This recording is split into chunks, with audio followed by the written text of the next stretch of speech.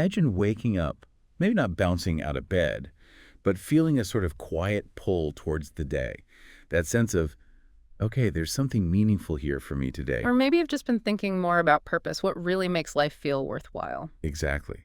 And that feeling, that quest, connects really well with what we're exploring today. The Japanese concept of Ikigai. Mm-hmm. We know there's interest in finding purpose and well-being, so we dove into the book, Ikigai, The Japanese Secret to a Long and Happy Life by Héctor Garcia and Francesc. Right, to see what insights we could pull out. Yeah, the book looks at why people in Japan, especially Okinawa, live such remarkably long lives. They call Okinawa the land of immortals, you know? Wow. And Ikigai is part of that picture. That's what the authors suggest. Ikigai, which roughly means the happiness of always being busy, seems to be a big factor alongside things like diet and community, which we know are important too. Okay, so our mission for this deep dive is pretty clear then. Yeah, let's try to unpack the key lessons from the book that, might help us all find a bit more purpose and well-being in our own lives. Great. So let's start right there. What exactly is Ikigai? What's the core idea? Well, the book breaks down the characters. You have O, which is life, Okay. and O, which means to be worthwhile. So life being worthwhile. Simple but profound. And O can apparently be broken down even further into symbols suggesting things like armor, number one, beautiful. It's quite layered. Interesting. It makes you think, doesn't it? Your life having this inherent value, maybe even a kind of elegance or strength. Definitely. And what's fascinating is how they connect this directly to longevity, especially in Okinawa. Right, you mentioned the centenarians there. Yeah, they have a really high concentration, something like 24.55 per 100,000 people. It's way above the global average. And the belief is that Ikigai isn't just some abstract idea. It's woven into their daily life. It's seen as a key factor for their health and long lives, right alongside their simple diet, lots of green tea, the climate, being active. So having that reason to get up in the morning is actually, well, vital for life itself. It seems that way. The book argues finding your Ikigai brings satisfaction, happiness, meaning, and maybe even more years. And this ties into how they view retirement too, right? Exactly. The book points out there isn't really a Japanese word for stopping work completely, like we think of retirement. Wow. The idea is more about staying active, keeping that sense of purpose going as long as your health permits. It's about engagement, not withdrawal. That's quite a different perspective from the typical Western idea of finally stopping work. It is, and it connects to another key point, community, the Okinawan moai. Yes, tell us about those. They're like these informal groups, people with shared interests who really support each other, emotionally, sometimes even financially, like a chosen family. A strong social safety net, built right in. Right, and the book suggests that this sense of belonging, combined with a clear Ikigai, might be just as important for longevity as, say, what they eat. So it's purpose and connection. That really makes sense, doesn't it? It does. Individual meaning, but also feeling part of something larger. Okay, so that's the core of Ikigai. The book also talks a lot about flow, right? Getting lost in an activity. Yes, exactly. Flow. If you've ever been so absorbed in something, could be work, a hobby, anything that you lose track of time, that's flow. I think we've all felt that at some point. Definitely. The book brings in the work of psychologist Mihaly Csikszentmihalyi. He described flow as this state of complete immersion. You feel pleasure, creativity, like you're really in it. An optimal experience, he called it. That's the term. And the book argues that achieving this state, finding flow regularly, is a key part of living your Ikigai. So how do we actually get into flow more often? Does the book offer tips? It does. It mentions research by Owen Schaefer on the conditions for flow. Things like knowing what you need to do. Clarity. Knowing how to do it. Yeah. Having the skills. Makes sense. Getting feedback, knowing how you're doing, knowing where you're heading, like having a goal. Right. Perceiving the challenge as significant, but also feeling you have the skills to meet it. That balance is key. The sweet spot between boredom and anxiety. Exactly. And finally, being free from distractions. That's a big one today. Oh, definitely. So creating the right conditions can help. Yes. And the book suggests some strategies, like choosing tasks that stretch you but aren't overwhelming, finding that middle ground. Not too easy, not too hard. Right. And having a clear objective. The book uses a nice analogy.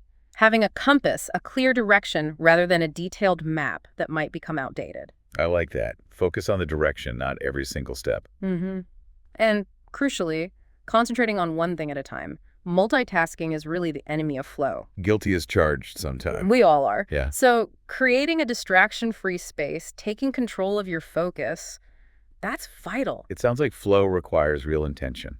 It often does. Mm-hmm. But the book also talks about microflow. Microflow. What's that? It's about finding that state of enjoyment even in mundane, everyday tasks. Oh, interesting. Like what? Well, they give the example of an elevator operator in Tokyo who took pride in his job, smiled, made it a pleasant interaction, or even Bill Gates, apparently, enjoys washing dishes because he creates a mindful process around it. Finding the flow in washing up. I like it. It shows that purpose and enjoyment aren't just reserved for the big things, right? You can find moments of engagement anywhere. That's quite a hopeful thought. And they mention meditation, too. Briefly, yeah. As a way to train the mind, basically, Mm-hmm. to help you focus and resist distractions, making it easier to enter that flow state when you want to. Okay. And one more thing on flow, the idea of rituals. Ah, yes. The book notes that in Japanese culture, there's often this emphasis on rituals, on the process of doing something, not just the end goal. How you work matters. So focusing on the how can itself help you find flow. Exactly. It makes the journey itself more engaging. That's really useful. Okay, so we have Ikigai, we have flow. The book also shares wisdom from people who've lived incredibly long lives, right? Supercentenarians. Yes, it does. It includes insights from interviews with people who lived past 110, and their perspectives are, well, quite grounding. What kind of things did they say? Often surprisingly simple things. Mizuo Kawa, who lived to 117, her advice was basically, eat and sleep and you'll live a long time. You have to learn to relax. Eat, sleep, relax. Sounds good. Doesn't it? She apparently loved sushi and just had a simple routine. And Maria Capovilla, 116, she never ate meat her whole life, loved dancing, seemed very thankful and happy. So simple lifestyle choices. Enjoyment. And attitude seems key. Joan Calmem, who made it to 122. An incredible age. Right. Her outlook was summed up as, everything's fine. She had a great sense of humor, apparently denied herself almost nothing. A certain resilience, maybe, acceptance. Perhaps. And not everyone was purely about diet or relaxation, right? Right. There's Alexander Image. Yes, 111. He just said, I just haven't died yet. Very pragmatic. Though he also never drank alcohol. A mix of factors, then. Definitely. And it wasn't just as super old. They mentioned the artist Hokusai. The one who did The Great Wave. That's him. Even in his 70s, he felt he was only just beginning to understand nature, hoping to reach a marvelous degree by 100 and have everything he did instinct with life by 110. Wow, so that continuous pursuit of passion, that Ikigai, kept him going. Exactly. That desire to keep learning, keep creating, never feeling like you've arrived. So common threads seem to be a positive attitude, emotional awareness, maybe simplicity, and often continuing to engage with passions, not really retiring in spirit. That sums it up nicely. Having that reason to engage with life seems incredibly powerful. So beyond Ikigai, flow, and this wisdom, the book touches on other habits too, right? Briefly. Yes, it offers a more holistic view, some anti-aging secrets if you like, though we won't go super deep now. Just a quick overview. Sure. Things like keeping the mind active, continuous learning, helps slow brain aging. Makes sense. Keep challenging the brain. Managing stress. High stress is detrimental, so mindfulness and lower stress levels are beneficial. Always important. Sleep. Getting enough good sleep. Melatonin is mentioned as an anti-aging tool the body produces. Can't underestimate sleep. Then there's the Okinawan diet. Big emphasis on variety. They apparently eat over 200 different foods regularly. Lots of vegetables, grains. Wow, 200. And that principle, hara hachibu. Eat until you're 80% full. Exactly. Portion control, basically. Don't stuff yourself. A gentle approach to eating. Plus green tea, of course, full of antioxidants. Yeah. And shikuwasa, a local citrus fruit, also rich in antioxidants. Little dietary boosts. Right. And gentle exercise. Not necessarily intense workouts, but things like walking, tai chi, yoga, qigong, activities that are good for body and mind, and often have defined steps that can actually help induce flow. Connecting back to flow again. Yes. And finally, again, community, social connections, celebrating each day and living an unhurried life. Taking time. It paints a picture of a very balanced, mindful way of living. It really does. It's not about extreme measures, but sustainable, gentle habits. Okay, so as we start to wrap up this deep dive, we've touched on quite a lot. We have the core idea of Ikigai, that personal reason for being. The power of finding flow, getting absorbed in activities. The Really inspiring and simple wisdom from those who've lived exceptionally long lives. And the importance of those gentle, sustainable habits for overall well-being. So maybe as you go about your day to day, you could just gently reflect. Is there one small thing, just one activity that brings you a bit of joy, a flicker of purpose? Doesn't have to be huge. Not at all. Or perhaps you could try, just for a little while, focusing fully on one task.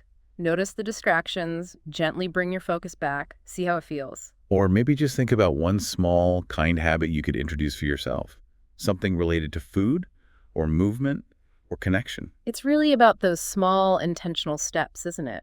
Cultivating that sense of meaning and quiet joy. So the invitation is just to consider. What's one small shift you could perhaps explore today, moving just a tiny bit closer towards what feels like your own sense of purpose, your Ikigai? Yeah.